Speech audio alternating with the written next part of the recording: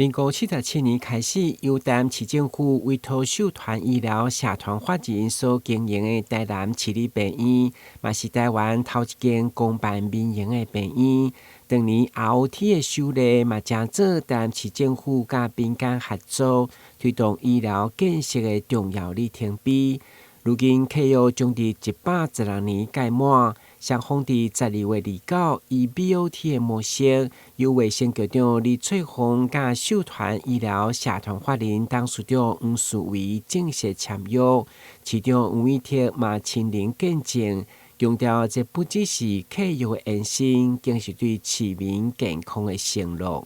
原來市府已經蓋好一個醫院啊，這個租賃給這個秀傳集團來經營。那這次呢，由秀傳集團蓋新的大樓啊，加新的設備來為市民朋友服務。而且很重要的就是，因為他原來的醫院還是要繼續營運，所以等於說是穿着西裝改西裝。那未來我們在經營這個整個建築時所有的移轉呢，我們會成立一個小組做好所有的準備工作，那讓他在經營的時候、建設的時候，能夠有最小的影響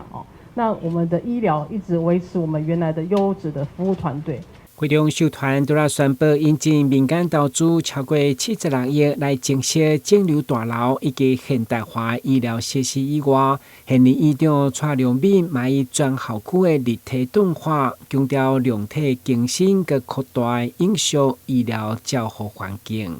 我當來的時候，咱原底是要起一個腫瘤大樓尾大家討論一下，我和頭家討論一下，咱這個建築已經40年啊，30-40年啊。所以是不是會當甲翻新，佮甲用較大的對市府對市民有一個回饋對頭家就